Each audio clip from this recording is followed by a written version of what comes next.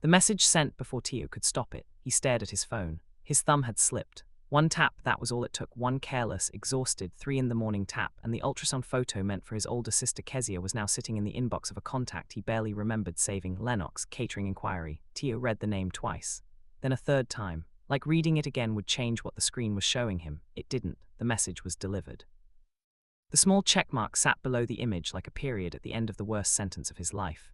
He could see the photo clearly. 12 weeks. The technician had said that afternoon, 12 weeks and everything looks healthy. He had stared at the grainy image for a long time in that cold exam room, and he had let himself feel something quietly and privately, the way he always felt important things, small, contained, nowhere near the surface. He had tucked the photo into his coat pocket and told himself he would send it to Kezia when he got home. A small moment shared between siblings. Simple, now it was in a stranger's inbox. Hi viewers, have you ever sent a message to the completely wrong person and felt your entire life stop cold? Drop it in the comments right now. Tell me the worst accidental text you have ever sent, because Tio is about to find out what happens when yours goes to the most powerful alpha in New York City. Tio sat on the edge of his bed. His hands were flat against his thighs. His apartment was quiet, just the refrigerator humming in the kitchen and the low city sound filtering up from Delancey Street 4 floors below. He looked at the contact name again. Lennox, catering inquiry. He had added it 3 weeks ago when a man in an expensive coat came into the bakery asking about a large private event order. Professional, polite. Tio had typed the number into his phone and never called because the order was too large for his shop and he had forgotten about it entirely. He had completely forgotten. He opened the thread and stared at the ultrasound sitting at the top of it. Right there. A grainy black and white image showing a tiny shape. A head, a spine, small folded limbs, and a date stamp in the bottom corner that confirmed everything. 12 weeks, unmated, alone. And now evidence of all three was sitting in a stranger's inbox at 3 a.m. Tio pressed his fingers hard against his knees and made himself think. He was good at this, good at keeping steady while the ground moved under him.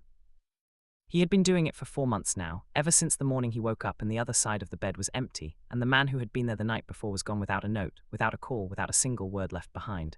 He had kept steady through all of that. He could keep steady through this. He just needed to think. He could send a follow-up, say it was a mistake. Wrong number, sorry, forget you saw it. Simple, clean. He could do that right now. His fingers didn't move. He sat there staring at the screen, and then, at the bottom of the thread, 3 small dots appeared. Lennox was typing. The dots stopped, started again. Stopped. Tio watched them the way a man watches something fall in slow motion, completely aware of what is about to happen and entirely unable to move out of the way. His whole body went still. Even the breath in his chest stopped moving. Then the message came through. Interesting thing to send a stranger. We need to talk. Tio read it once. Then again, we need to talk. 4 words completely flat, no punctuation at the end, no anger, no question mark, just a statement. A door swinging open that he had not asked to open. He could not read any warmth in it. He could not read any threat either, which was worse than both. It was a man who was not surprised. A man who had already decided what came next. Tio turned the phone face down on the mattress. He sat in the dark for a long time. The refrigerator kept humming. A car horn sounded from the street below and faded. He pressed the back of one hand against his mouth and told himself this was manageable. He had managed everything else alone. He would manage this. The phone buzzed again. He didn't look at it. It buzzed a 3rd time. He picked it up. The second message read, I know where the bakery is. I'll come to you if you don't come to me. The 3rd message was an address. Tio's hand tightened around the phone until his knuckles went pale. Somewhere in this city, a man he had never met now knew he was 12 weeks pregnant. And that man had just made it very clear that running was not going to be an option. The morning rush at Meridian Bakery did not stop for anyone's personal catastrophe. By 6:15, the line was already out the door and down the block, and Tio was behind the counter with flour on his forearms and a smile he had been wearing since before the sun came up. He made it look easy. He always made it look easy. His employee Deja, a tall woman with waist-length box braids and a voice that could cut through any crowd, was pulling trays from the oven while Tio worked the register and kept the whole operation moving at the pace it needed to move.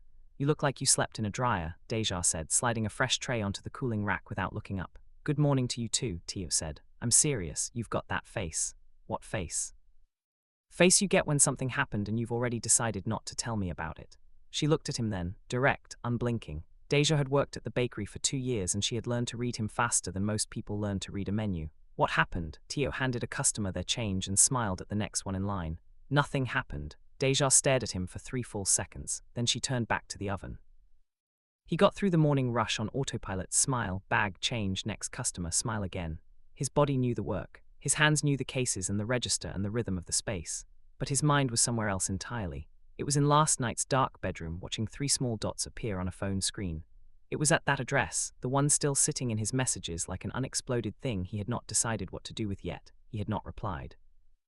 He told himself that was a choice, that staying silent was as good as saying no, that if he did not respond, the whole thing would dissolve the way most problems did when you refused to feed them. He had almost convinced himself of this by 9 o'clock. At 9:14, the bell above the bakery door rang, and a man in a black suit walked in, not a customer. Tio knew immediately, the way you know certain things before your brain fully catches up, because the suit was too precise, too deliberate, not the kind of thing a person wore to buy a morning coffee in. The man was broad-shouldered, somewhere in his 40s, with close-cropped grey at his temples and the kind of stillness that came from spending a lot of time standing in rooms waiting for other people to finish deciding things. He scanned the counter, found Tio specifically. Tio kept his expression exactly where it was. The man walked up to the register and did not look at the pastry case once. He set a small cream-colored card on the glass surface and pushed it forward with 2 fingers, unhurried and precise. "Mr. Lennox would like to confirm your availability this afternoon," he said. Low voice, entirely pleasant, the way a closed door is pleasant, nothing aggressive about it, but very clearly not an invitation. 3 o'clock, the address was sent last night. Tio looked at the card, embossed letter R on the front, nothing else. "I don't know any Mr. Lennox," Tio said. The man smiled, the smallest possible version of a smile. "He knows you." There was a beat of silence. Behind Tio, Deja had gone very still near the oven. She was not moving, she was listening. "And if I'm not available at 3, Tio asked. "He mentioned the alternative in his message last night, I believe." The man held his gaze without any pressure in it, just patience. Tio looked at the card again, at the man, at the line of morning customers behind him who were starting to notice something off about the exchange at the front of the counter. "Think about it," Tio said. The man nodded once as if this was already settled and walked back out. The bell rang. Just like that, gone. Deja appeared at Tio's left shoulder the moment the door closed. She leaned in and kept her voice below the room. "Tio, who was that?" "Nobody. That was not nobody. That was a man in a suit that cost more than our monthly rent, and he just left a card with 1 letter on it." She picked it up and turned it over. The back was blank. "Who is Lennox?" Tio took the card from her hand and tucked it into his apron pocket. "I'll explain later." "You'll explain now, Deja." He looked at her. One look, steady and firm. The kind he kept for moments when he needed her to trust him first and ask questions second. She held his gaze for a long moment, then exhaled and stepped back. "Fine," she said. "But you better actually explain, because I'm not going to stand here and pretend that wasn't alarming." He nodded and turned back to the counter and smiled at the next customer and asked what they would be having today. His hands were steady, his voice was even. Nobody watching him from the outside would have known that his heart was knocking so hard against his ribs he could feel it in his throat. 3 o'clock came whether he was ready for it or not. He left the bakery at 2:45. He told Deja he had an errand. She watched him remove his apron from across the room and said nothing. And Deja always had something to say, which meant the silence was its own kind of statement. He took the subway to the address.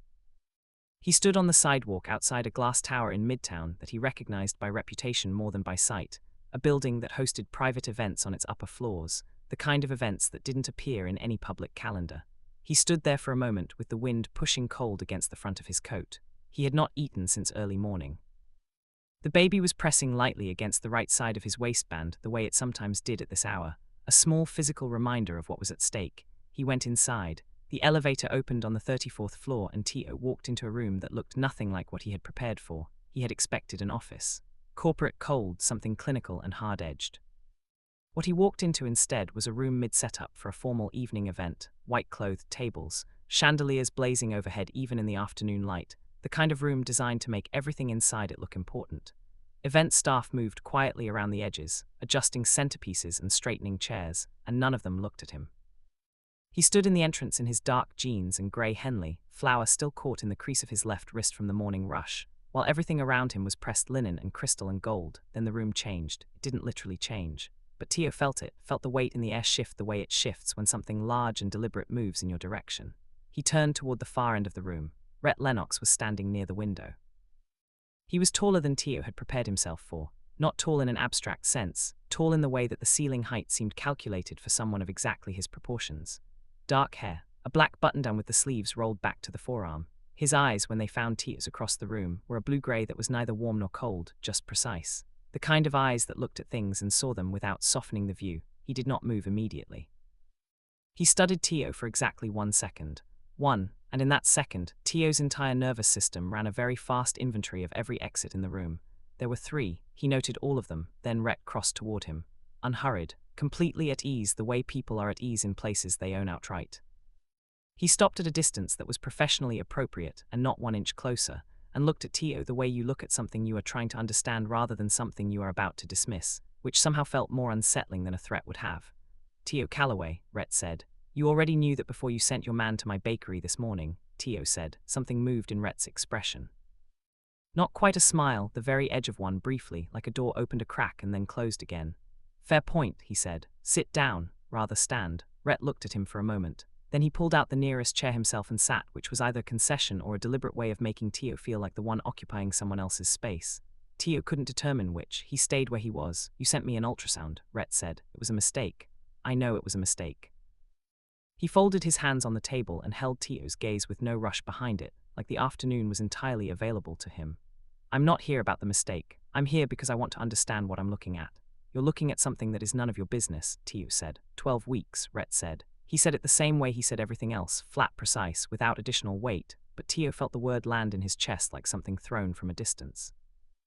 The image had a date stamp. You're 12 weeks along. Tio said nothing. You came here alone, Rhett continued. No one with you. You didn't send anyone ahead to look into who I was before you walked into this building. He tilted his head slightly. That's either very brave or very desperate. I came because your man implied you'd show up at my job if I didn't, Tio said. That's not bravery, that's damage control. Right, Rhett studied him, the father. Is he involved? The question hit clean and direct with no softening around it, and something in Tio's chest tightened fast and released the way it always did when that subject surfaced, quickly, efficiently, with no visible trace left behind. He had gotten very good at that. No, Tio said. Rhett nodded once. He didn't push it. He didn't offer sympathy either, which Tio was grateful for. Sympathy from a stranger at this particular moment would have been unbearable in a way he couldn't fully explain. So you're managing alone, Rhett said, not a question. Manage everything alone, Tio said. And I was doing fine until last night. I'm sure you were. Rhett held his gaze steadily. I want to be clear about something. I'm not here to threaten you. I'm not here to take anything from you. You sent me a photo of a baby you're carrying alone, and I want to understand what that means before I decide what I do next. Tio felt his jaw tighten. What you do next isn't your call to make. Everything in my city is my call. It was said without arrogance. That was the thing that made it land differently than it should have. It wasn't a boast, it was a fact, stated with the same neutrality he used for everything else. Rhett Lennox was a man who did not need to raise his voice because every room he walked into already understood who the loudest presence was. Tio stared at him. Rhett held it. Around them, the event staff moved quietly from table to table, and the chandeliers poured gold light across everything, and Tio stood in this Gaunan champagne room in his bakery jeans and thought about how completely wrong this setting was for the conversation they were having. I want you to delete the photo, Tio said. Forget it happened. I'll text you tonight confirming it was a wrong number and that's the end of this. Rhett was quiet for a moment. Then, is that what you want? Yes, another pause. Rhett looked at him with those exact, measuring eyes and then said something Tio had not prepared for in any version of how this meeting might go. He had prepared for a threat. He had prepared for negotiation. He had prepared for dismissal. He had not prepared for this. What's the baby's name? Rhett asked. The question was so quiet and so entirely out of place that Tio didn't answer for 3 full seconds. He just stood there. His throat closed around whatever response wanted to come out, and he felt something shift behind his sternum, something old and private and entirely unprepared for being asked that in this room by this man. I haven't decided yet, he said. Rhett nodded. He stood up then, unhurried, straightening his sleeve with one hand. I'll be at the event here tonight if you want to continue this conversation, he said, and I'll think about your request. Think about it, not yes, not no. Tio turned and walked back toward the elevator. His footsteps were quiet on the polished floor. He pressed the call button and kept his eyes on the number display above the door and told himself this was fine. He had said what he came to say. His voice had stayed steady the entire time. He had not let a single thing crack in front of that man. The elevator opened. He stepped in. As the doors began to close, Rhett's voice carried from across the room, not raised, not urgent, just clear enough to reach. He hasn't deleted it, by the way. Doors shut, Rhett had said he. Not I, which meant someone else had seen the photo. Which meant this was not a conversation between two people. This had never been a conversation between two people.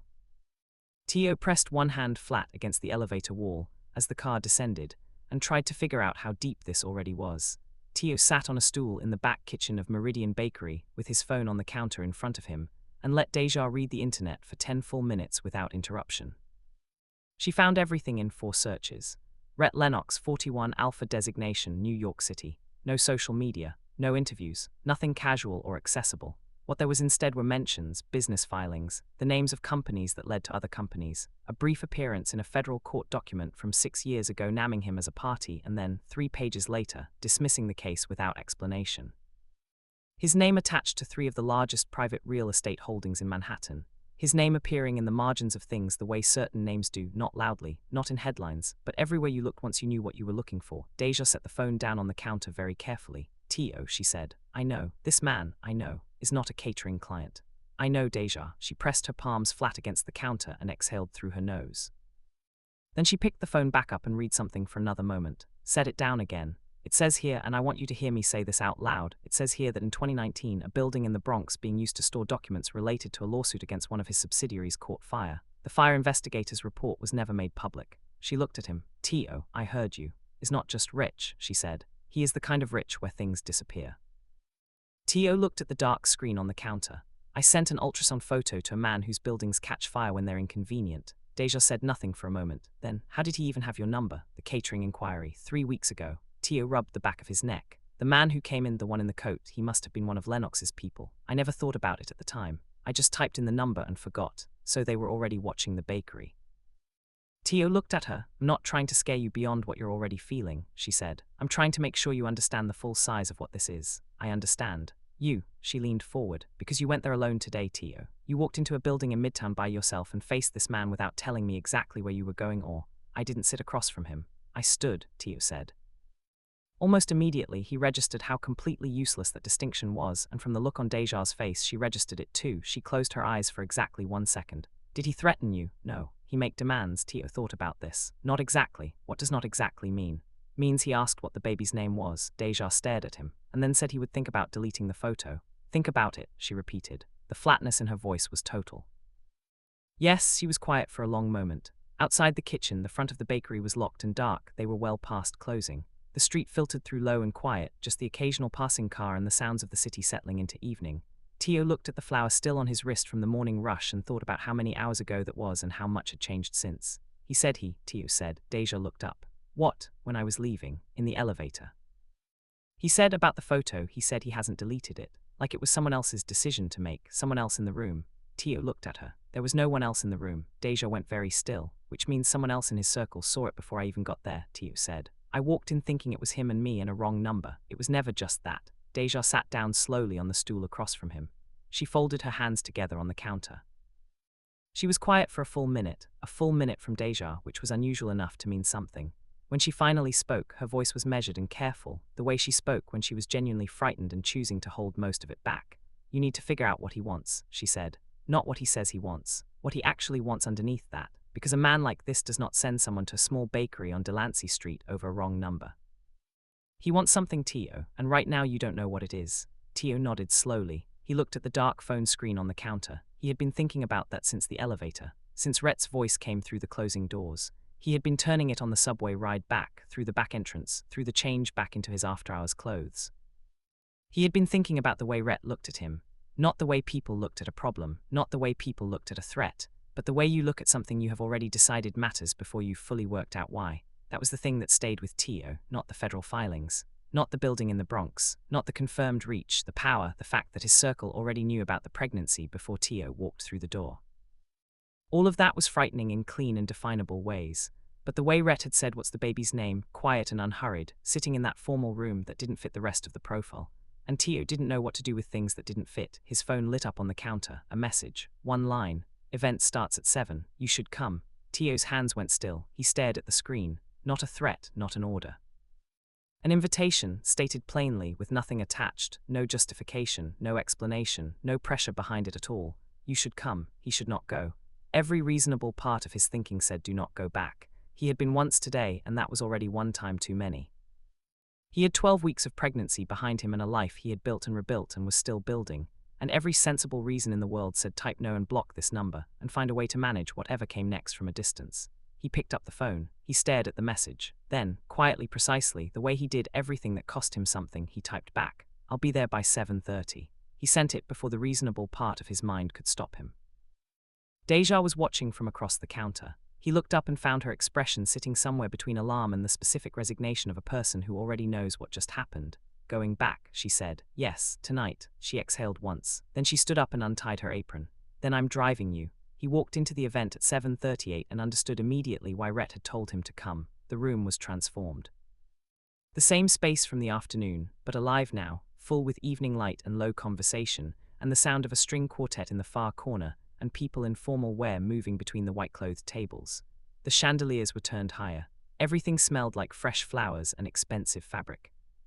Tio stood at the entrance in the grey blazer Deja had made him change into before she let him out of the car, still underdressed for the room but less glaringly so than that afternoon, and he understood that the invitation had been calculated for exactly this. He found Rhett without searching long.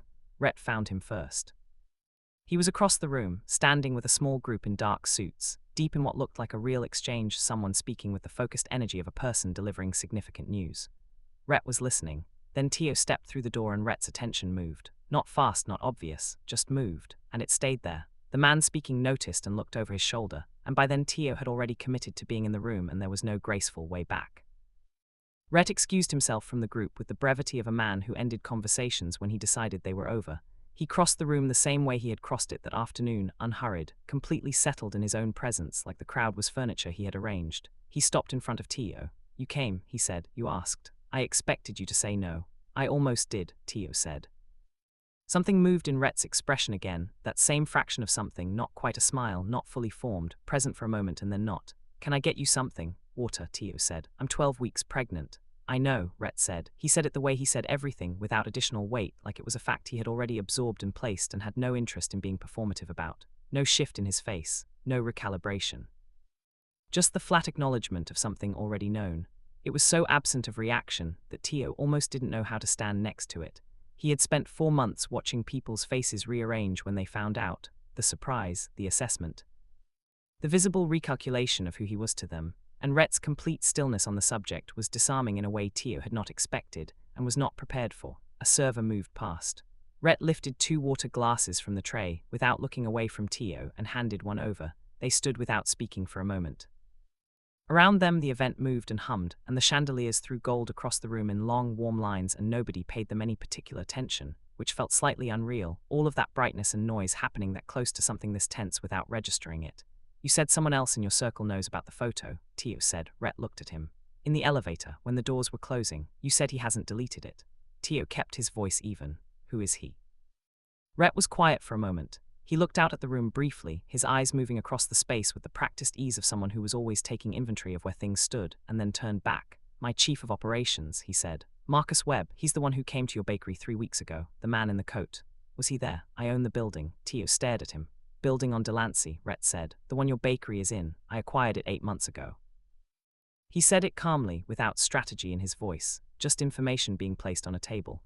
Marcus was doing a tenant review for the upcoming lease cycle. Your bakery was on the list. He went in to assess the operation, saw the shop was running well, and when you offered to take a number for a potential catering inquiry, he gave you his contact card and listed it under my name.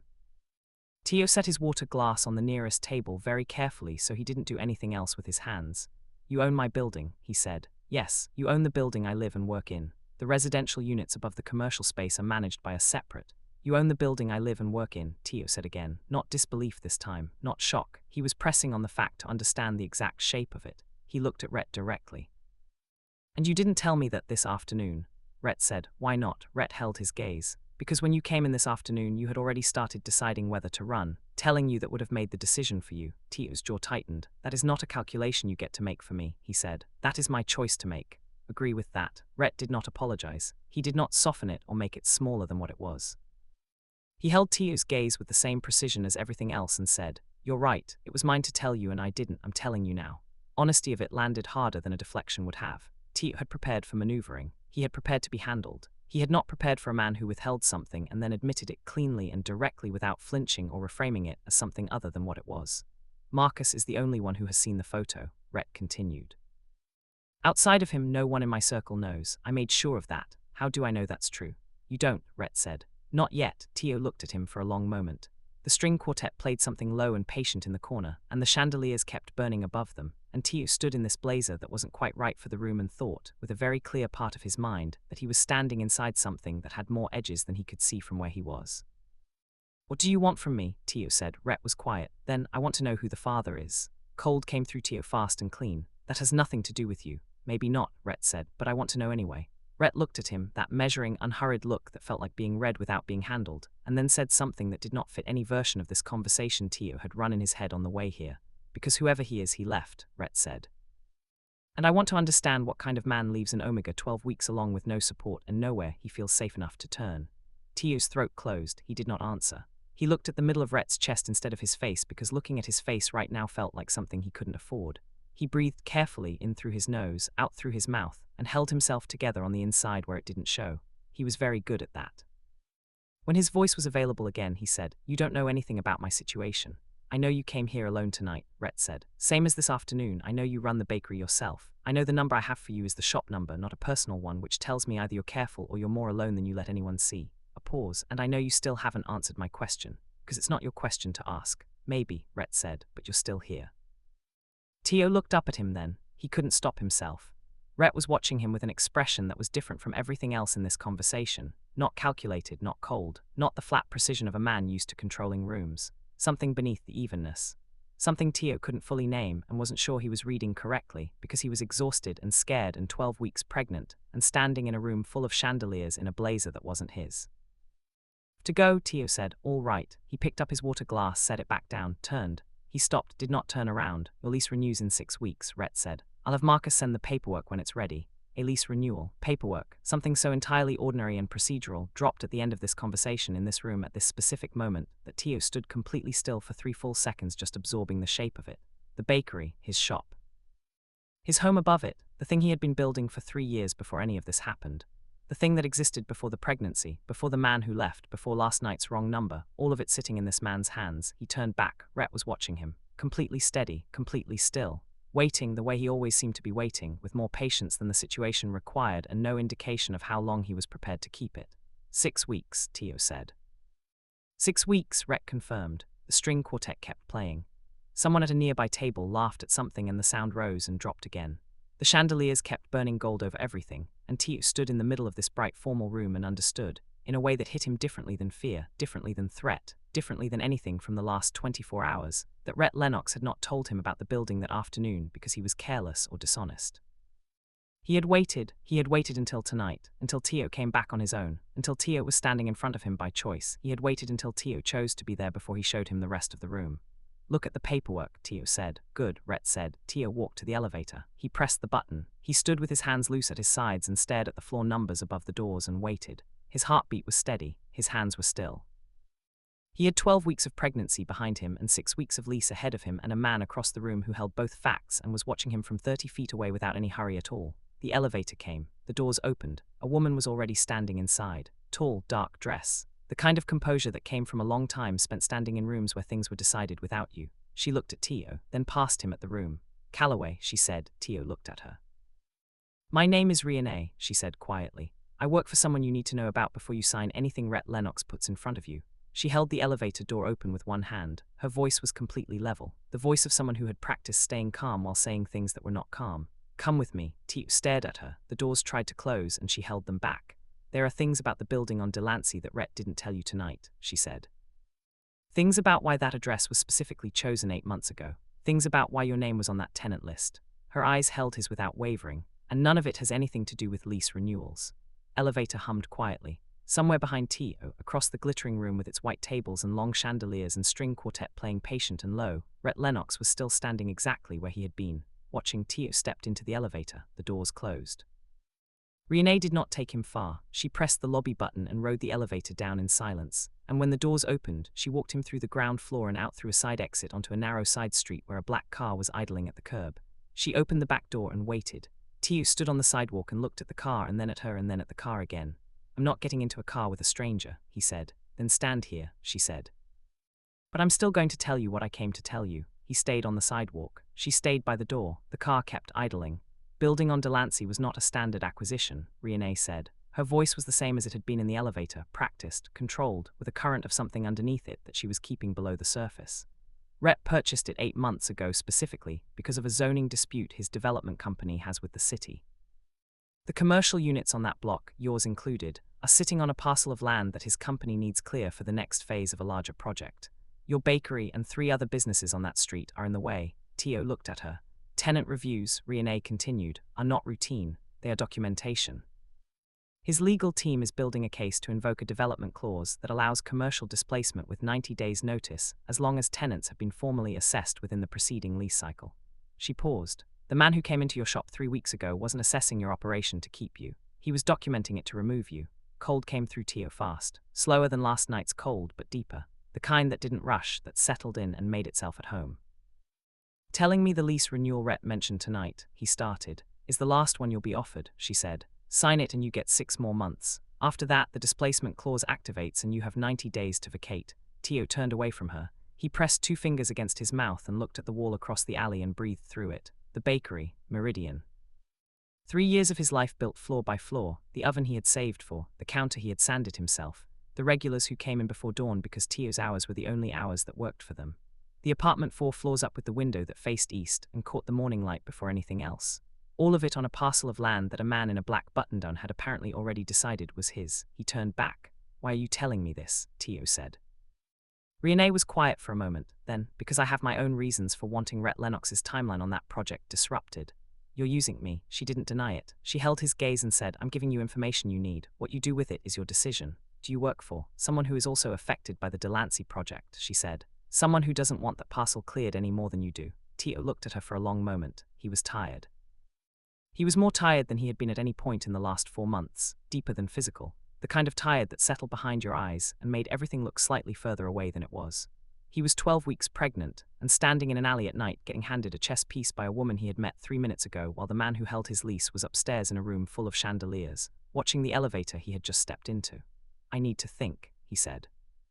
Think quickly, Renee said. The paperwork Marcus sends you will have a 7-day signing window. She got into the car. The door closed.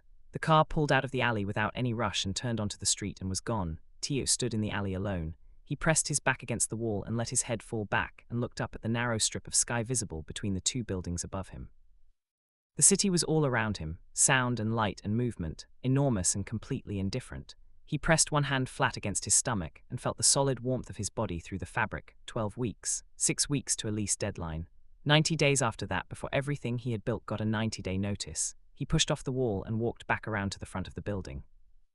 Deja was parked where she said she would be, 2 car lengths from the main entrance, and he could see her through the windshield watching him approach with that expression, the one where she had already decided to say nothing until he was in the car and the door was closed. He got in. He closed the door. She pulled away from the curb without asking anything. They drove 3 blocks in silence. Then Deja said, tell me everything, starting from the moment you walked in. He did, all of it, the building. Marcus Webb, the development clause, Renee in the elevator, the alley, the car. When he finished, Deja drove for another full block without speaking. Then she hit the turn signal, pulled smoothly into the right lane and said with complete calm, he invited you to an event in the building he's planning to take from you. Offered you a lease renewal he already knows is the last one. Then a stranger in an elevator gave you the other half of the story. Tio. She kept her eyes on the road. Either Renee is telling the truth and Rhett is playing a longer game than you realized, or Renee is working for Rhett and everything she told you tonight was exactly what he wanted you to hear. She let that land for a moment. You can't tell which one it is yet. Tio stared at the passenger window, at the city moving past in lights and dark. No, he said, I can't. Then you can't sign anything, she said, and you can't walk away from him either. Not until you know which version is true. He nodded slowly. Outside, Delancey Street appeared ahead of them and Deja took the turn. And there it was, the building, dark now except for the lit vestibule at the street entrance and the faint glow of his apartment window on the 4th floor where he had left the kitchen light on. Home, his, still his. For 6 weeks and however many days were left in the window, he stared at it as they pulled up. He thought about Rhett.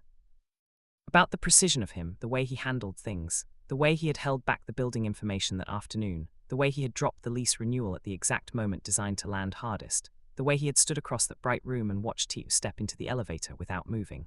And then under all of that, quiet and entirely inconvenient, the way Rhett had asked what the baby's name was. Low and unhurried, no strategy around it. Just the question itself, as if the answer was something he actually wanted. Tio got out of the car and went inside and did not sleep until after 3. He did not go looking for Rhett. He told himself that clearly and kept to it. The bakery, the apartment, the prenatal appointments, the small careful radius of his life. He did not reply to the message about the lease paperwork, and he did not reach out, and he woke up every morning and made himself put 1 hour between him and the previous night before he let himself think about any of it. Rhett came to him instead, not in the way Tio had braced for, not with pressure, not with another formal messenger or an address dropped in a late-night text. It was nothing that looked like a move. That was the part that kept catching Tio off guard, the complete absence of anything that felt like strategy in the execution of it. It started on a Tuesday. A delivery arrived at the bakery at 8 in the morning, a commercial-grade carbon steel mixing bowl. the exact model Tio had been looking at online for 6 months, and quietly decided he couldn't justify buying until after the baby. No note. The return address was a kitchen supply company in Brooklyn. Tio stood at the counter holding the card in the box and turned it over twice and found nothing.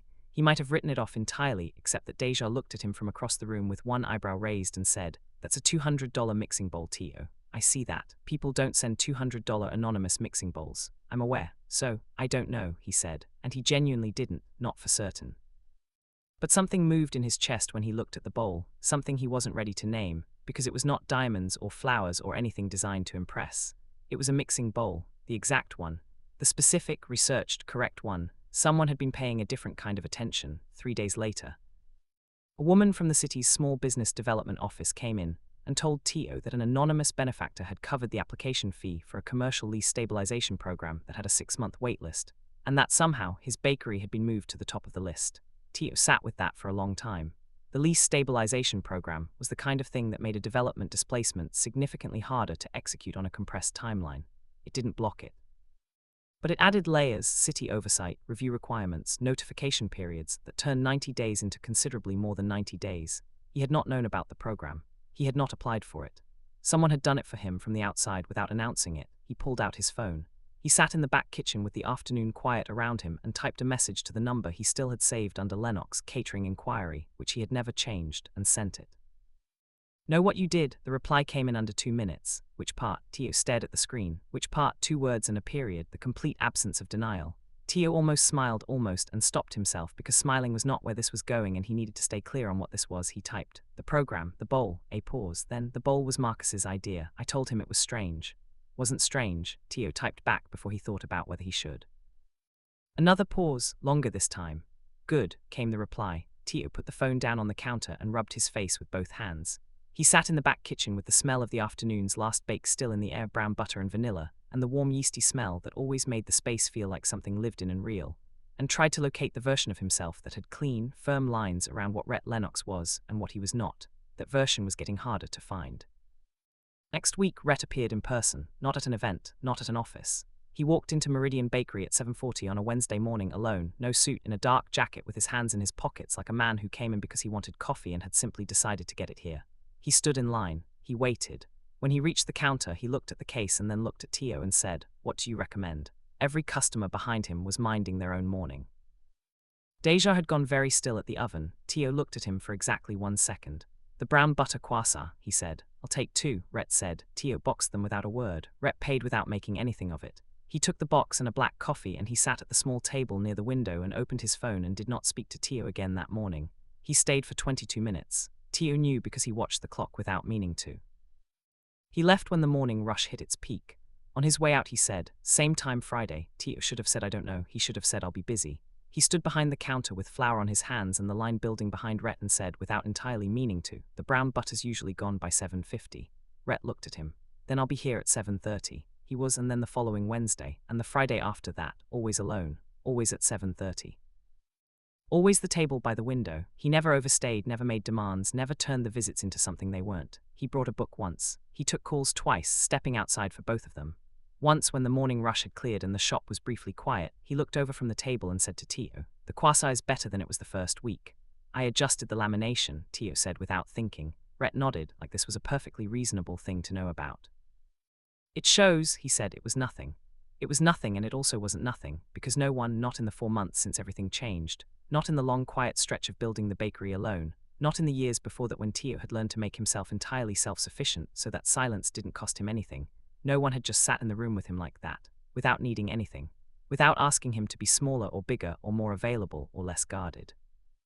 Just present in the corner, noticing things, he told himself it didn't matter. He was still telling himself that when Rhett walked in one morning and set a sealed envelope on the counter before Tio could even say good morning, Tio looked at it. "Lease papers." Rhett said, "Read it first." Tio opened it. It was a single page. At the top, his address. Below that, in plain language with no legal inflation around it, a statement from Rhett's development company formally withdrawing the Delancey parcel from the current phase of the project and removing the commercial units from the displacement assessment. Tio read it twice. Then a third time. His hands held the paper still. Project timeline shifted, Rhett said. He was watching Tio the way he always watched him, not pressing, not waiting for a specific reaction, just present. The Delancey parcel is off the table. Your shop stays. Tio lowered the paper. Riene told you, he said. Known about Riene since the night of the event, Rhett said. The alley, the car. His voice was even. I know who she works for. I know what she told you. You're not angry. Rhett said. Why not? Rhett looked at him. Something settled in his expression that was different from everything Tio had seen in him before. Not the precision, not the control, not the measured steadiness he kept around himself like a built thing. Something underneath all of that, older than any of it, with more weight to it than anything the room had held yet. Because she told you the truth, Rhett said, and you needed the truth, and I should have given it to you that first afternoon. Tio held the page in both hands. The bakery was quiet around them. The morning light was coming through the front window in long, clean lines, hitting the pastry case, catching the dust in the air above the counter. Everything smelled like coffee and warm bread in the beginning of an ordinary day. He had no idea what to say. Rhett saved him from having to figure it out. He nodded once, picked up his coffee from the counter and turned toward the door. Then he stopped, just briefly. 14 weeks tomorrow, he said, without turning around. Tio stared at the back of his jacket. I counted, Rhett said. Then he walked out. The bell above the door rang. The door swung shut. Tio stood at the counter holding a legal document that had just given him his life back, in a bakery lit gold by a morning that suddenly had more air in it than any morning had for months, and thought about a man who counted weeks he had no reason to count, and said so out loud like it was just a fact, and then walked away before Tio had to do anything with it. His chest was doing something he didn't have a name for yet. The argument started over the lease document, and ended somewhere neither of them had planned to go. It was 11 days after the morning Rhett had left the withdrawal notice on the counter. Tio had signed nothing. He had processed it and read it again and sent a copy to the only attorney he knew, his mother's former colleague, a woman named Philippa Voss who worked out of a Harlem office and owed his family a favor, who came back within 48 hours and confirmed it was clean. The withdrawal was real. The displacement clause was removed. His lease was structurally secure for as long as the building remained in Rhett's portfolio. Tio knew he should feel relief. What he felt instead was the tightening sensation of something he couldn't name pressing harder and harder against the inside of his chest until it was work to breathe normally around it. He called the number. Rhett picked up on the second ring. Tio, I need to see you, Tio said. Silence. Then, where? The bakery, after close. Rhett came at 7.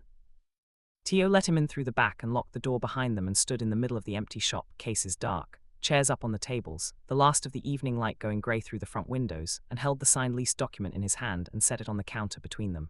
Why did you do this? Tio said. Rhett looked at the document. I told you, the project timeline. Don't do that, Tio said. Rhett went quiet. Give me the business reason, Tio said. I had it reviewed. I know it's clean. I know the displacement clause is removed. I know none of it was going to be used against me as long as I didn't push the wrong thing at the wrong time. I know all of that. He pressed his hands flat on the counter. I'm asking why, the real why. Because you don't pull a parcel from a development phase for a bakery owner, Rhett. People like you don't do that. Silence between them was not uncomfortable. It was loaded. The way the air inside a room goes when two people are standing in it and one of them is holding everything and the other one is about to decide whether to hold it back or let it down. Right, Rhett said finally. I don't, so why? He looked at Tio for a long moment. The grey light was falling across the counter between them and the empty bakery was quiet around the edges, and Rhett stood in it with his jacket still on, not moving closer, not stepping back, just standing in the specific stillness that Tio had come to recognize as the thing Rhett did when he was about to say something real. Because when you came into that room the first afternoon, Rhett said, you were alone. You've been alone through all of it, the pregnancy, the man who left, the shop, every single piece of it, and you walked in there and stood in the middle of my space and looked me in the eye and said this is none of your business. And you were shaking. A pause. Your hands were shaking the entire time you were in that room and you never once looked down at them. Tio's throat closed. I noticed, Rhett said. I noticed and I didn't say anything because you hadn't asked me to notice and you were not going to give me permission to. Stop, Tio said. You want the truth. I said stop. You asked me why, Rhett said. His voice was still low and still even, but there was something in it now that wasn't controlled, something that had been underneath the control the whole time and was working through the surface now the way water works through stone. I pulled the parcel because I looked up what it would cost you to rebuild if I didn't. 3 years of work, an apartment, somewhere that was yours before any of this happened, and I decided I wasn't willing to be the thing that cost you that. Tio gripped the edge of the counter. You don't know me, he said. His voice came out steady and it cost him something real to make it that way. You've been in my shop for 3 weeks. You know my croissant recipe changed. You don't know me. I know you haven't told anyone the father's name, Rhett said. Not Deja, not whoever you sent the ultrasound was meant to go to. You're carrying that alone. Don't. I know you work open to close 6 days a week and you still check the ovens before you leave every night even when Deja closes. He kept going, quiet and steady, not raising his voice, not rushing it. I know you add a free pastry to orders for the woman who comes in every Thursday with the 2 kids and doesn't ask for it. I know you don't have a second coffee cup anywhere in the shop, even though you open it before most people are awake and stay until most people have gone home. He stopped. I know you've been alone for long enough that you've stopped noticing how quiet it is. Room held completely still. Tio looked at the counter, at his hands on it. His knuckles had gone white and he hadn't realized, and he made himself loosen his grip and breathe. His vision was doing something at the edges that he did not want to happen in front of this man. He pressed one hand flat against his sternum and held it there and breathed through the weight of it. Everything Rhett had just said sitting in him now like something that had been waiting a long time to be put down and was now on the floor where he could see it. That's not fair, Tio said. No, Rhett said. It's not, you don't get to see all of that and say it back to me like it's. His voice cracked on the last word and he stopped, jaw tight, eyes burning, furious with himself for the crack and furious with Rhett for producing it, and furious with every week of the last 4 months that had built the pressure to the point where one conversation in a dark bakery could do this. Rhett did not move forward. He did not put a hand on Tio's arm. He did not reach across the counter or try to close the distance or do any of the things that would have made Tio step back and rebuild the wall.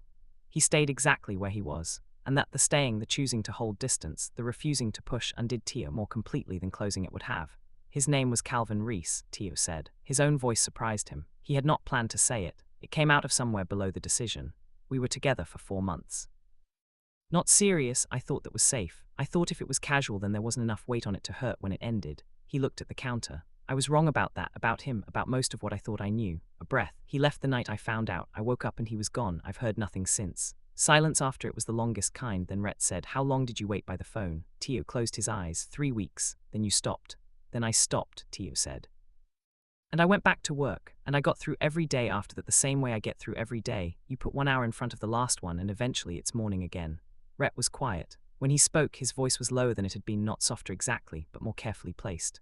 Calvin Reese is an idiot, he said. Tio almost laughed. The sound came out small and surprised and not quite a laugh but close enough to change the air in the room. Yeah, Tio said.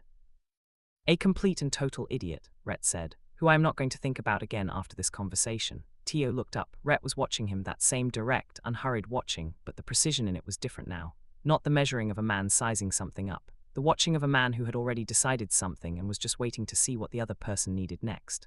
I'm not looking for someone to take his place, Tio said. I'm not looking for anything. Have a baby coming in 6 months and a bakery to run and… I know, Rhett said, and you're not, Tio searched for the right word. You're not what I would have planned for in any version of any plan. I know that too, Rhett said. Then what is this, Tio said. What are you doing? Coming in here on Wednesday mornings with your book and your coffee and counting weeks and pulling development parcels off projects for you, Rhett said simply. No preamble, no softening, no additional framing around it. I'm doing it for you. The word landed in the center of everything and stayed there. Tio looked at him. Rhett looked back. The empty bakery held them both in its quiet, the dark cases, the chairs on the tables, the grey window light, and somewhere in the building above them Tio's apartment sat with its kitchen light on and the east-facing window that caught the morning first, and the whole small contained life Tio had built brick by careful brick around an absence was right there in that room with them. I need time, Tio said. Take it, Rhett said, no hesitation, no condition attached. I'm serious, I'm not moving fast on anything, not with you, not with any of this. I know, Rhett said. I'll be at the table by the window on Wednesday. Tio stared at him. 7:30, Rhett said. And then something in Tio's chest that had been holding itself tightly closed for 4 months and 18 days, held so tightly, and for so long that he had stopped noticing the effort of it, finally, quietly let go a fraction, just enough to breathe differently. The brown butter's usually gone by 7:50, Tio said. Rhett's mouth moved. A full one this time, actual, unhurried. Real in a way none of the partial expressions had been like something that existed before the control did, and had simply been waiting for the space to come out. Then I'll be here at 7:30, he said. He was. Wednesday came and the bell above the door rang at 7:29, and Tio was already at the counter with the brown butter croissants in the case, and Deja was already at the oven pretending not to notice any of it. Rhett took his table. He ordered his coffee. He sat with his jacket over the back of the chair and his phone flat on the table and drank his coffee and read, and did not demand anything at all. Tio made 3 batches that morning, moved through the rush with his hands knowing the work. Let the hours stack the way they stacked best, one behind the other, forward, no looking back. At 7:48, before the brown butter was gone, he put one on a small plate and walked it to the table. Rhett looked up from his phone. Tio set the plate down. On the house, he said. Rhett looked at the croissant, then at Tio. Something in his eyes was quiet and warm and entirely unhurried, like a man who had been waiting a very patient and specific amount of time and had arrived. Thank you, Rhett said. Tio went back to the counter. He could feel Deja watching him from the oven, but she didn't say a word, and he loved her for it. The weeks that followed had their own rhythm. Nothing rushed, nothing declared, just the accumulation of small things done in the same direction. Rhett at the window on Wednesday mornings, the occasional evening message, the slow and deliberate dismantling of the careful distance Tio had been maintaining around himself. At 16 weeks, Tio had his second ultrasound. He went alone, the way he had gone to the first one, the early morning appointment, the cold gel on his stomach, the technician moving the wand and pointing out the shapes on the screen that were, week by week, less abstract and more unmistakably a person. The head, the hands, a visible spine. The technician pointed to the screen and said, "Everything looks excellent," and Tio looked at the image and felt the familiar quiet seismic thing, the one that moved through him every time he was in that room, the one he only let himself feel inside the appointment and never carried out the door. He took the image home. He sat with it at the kitchen table for a long time. He looked at it the way he had looked at the first one, at the shape, at the date stamp in the corner, at the life inside him that was more real every week and more his every day. He picked up his phone. He opened the thread, still saved under Lennox Catering Inquiry. He had never changed it. He looked at the name for a moment, then looked at the ultrasound image on the table, then did the thing that was either brave or honest or both. He took a photo of it. A clear one this time, deliberate and steady, not a 3 a.m. accident. He sent it. The reply came before he had put the phone down. 16 weeks. Tio typed back, "Everything looks excellent." A pause, then, "I know a name." Tio stared at the screen. His chest was doing the thing it did now when Rhett said something that landed under his ribs before his mind caught it. He typed, "Tell me, only if you want it." Rhett sent back, "No pressure." Tio looked at the ultrasound image still sitting on the table. At the small person in it, folded and complete and entirely uninformed about the particular chain of events that had led to this moment, the slipped thumb, the wrong contact, the 3 dots appearing at 3 a.m, the elevator, the alley, the empty bakery, the brown butter croissant on a small plate. "Tell me," Tio typed. "Arden," Rhett sent. It was my mother's middle name. Tio sat very still. "She passed when I was 12, Rhett added. "I haven't said it out loud in a long time." Tio looked at the name. He said it once quietly in the kitchen, Arden, and heard how it fit the room, how it fit the morning, how it fit the specific weight of everything it had been offered to carry. He picked up the phone. He called instead of texting. Rhett answered on the first ring. "Arden," Tio said, a long silence on the other end, not empty, full. The kind of full that meant something was being held and not saying so was the saying of it. "Yeah," Rhett said. His voice was lower than usual, just slightly, just enough. "It's a good name," Tio said. "It is," Rhett said. They stayed on the line for another moment without words, just the quiet presence of the connection, and then Tio said, "I'll see you Wednesday." 7:30, Rhett said. "The brown butter'll be there." He heard it on the other end before Rhett could stop it, that sound, brief and real, the one that meant something had gotten through before the composure could catch it. Tio smiled. He hung up and looked at the ultrasound image on the table and said the name again. Arden, just to hear it in his own kitchen, in his own voice, on an ordinary Tuesday morning with the east light coming through the window the way it came through every morning before anything else started, it settled. Quietly. The way things settle when they're right. The morning Arden was born, it rained in New York City from 4 a.m. until noon. Tio was at 39 weeks and 2 days, and the contractions started at 3:50 in the morning, and he called Deja first, out of reflex, the way he always called Deja first, and she was at the door of his apartment in 22 minutes with a hospital bag she had apparently already packed 3 weeks ago and stored in her car without telling him. "Packed a hospital bag for me," Tio said. "Put your shoes on," Deja said. He put his shoes on. He picked up his phone and stood in the doorway of the apartment, the east window behind him, the kitchen light on the way it was always on, the small careful space of everything he had built, and he looked at his contacts, still saved under Lennox Catering Inquiry.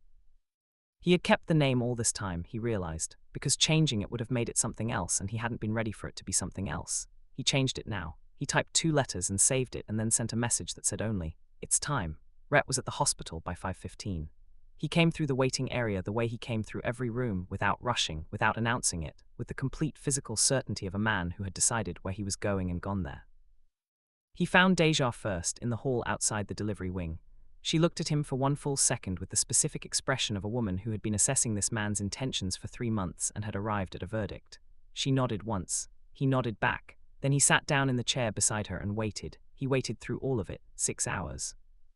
Through the rain coming in sheets against the window at the end of the corridor, through the coffee Deja brought him at 7, through the shift change and the nurse who came out twice with updates and the long stretch of morning that didn't move the way morning usually moved.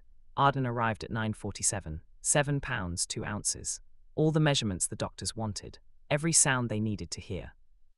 The technician put Arden in Tio's arms and Tio looked down at the face, still and open and entirely new to the world, to the light, to the particular weight of being held, and he pressed his mouth to the top of Arden's head and stayed there. He did not have words for what was in him in that moment.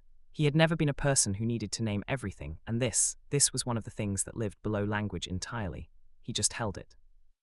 Let it move through him the way important things moved through him, completely, quietly, without any performance of it for anyone watching.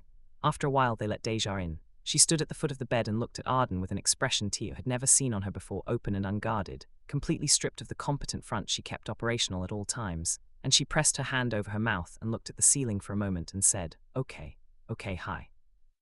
Hi, Tio said. She came and stood beside him and looked at Arden, close and careful and reverent. Arden, she said, testing the name the way you test something you want to make sure is real. I like it. I know, Tio said. She looked at him then. That full knowing look. The one that held everything it knew about the last 5 months and the wrong number and the man in the waiting area and the 2 letters Tio had just changed a contact name to. She didn't say any of it. She just looked at him with all of it in her face, and then she nodded and squeezed his arm once and stepped back. A little while later, Tio looked at the nurse and said, Can you let the man in the hall know he can come in? Rhett came to the doorway of the room and stopped there. He didn't come further in. He stood at the threshold with his jacket still on from the rain, his hands at his sides, and he looked at Tio in the bed and then at Arden in Tio's arms, and his whole face changed. It didn't move, it didn't show anything large or demonstrative. It changed the way things change in private, the shift you can only see if you were already watching closely, if you had been watching closely for long enough to know the difference between the surface and what was underneath. The precise, controlled steadiness that Rhett wore over everything went quiet for one moment, completely quiet. And what was underneath it, what had been underneath it the whole time, through the chandeliers and the lease papers and the Wednesday mornings and the counting of weeks, was right there in his face. Come in, Tio said. Rhett crossed the room. He stopped at the side of the bed. He looked at Arden, really looked, the way he had looked at everything that mattered, directly, without softening it, without managing his reaction, and then he looked at Tio. Arden, Rhett said. Arden, Tio confirmed. Rhett's hand moved. Slow and careful, entirely without demand, he lifted 2 fingers and held them near Arden's hand. Just held them there, close but not pressing, waiting. And Arden's fingers, small and new and completely uninstructed in the business of the world, wrapped around his. Tio watched it happen. He watched Rhett's face when it happened. Watched the thing that moved through him, fast, quiet, irreversible, at the exact moment those small fingers closed. Rhett pressed his eyes together for just a second. Just one. And then he opened them and looked at Tio with everything stripped down to its actual self, and said nothing, because there was nothing that language would do well enough for what the moment already said. Tio reached out his free hand. He put it over Rhett's, over the 2 fingers that Arden was still holding, and left it there. Rhett turned his hand over, held back. The rain was still coming down against the window, grey and heavy and entirely ordinary. The way rain in New York in April is entirely ordinary, unremarkable and constant, and present the way things are present when they are not trying to be anything other than what they are. And in a hospital room on a grey Tuesday morning, with Deja in the chair by the door pretending to look at her phone, and the city outside doing what the city did, and a baby with a good name sleeping in the arms of the man who had built everything alone and built it anyway, something finished itself. Not loudly, not with a declaration.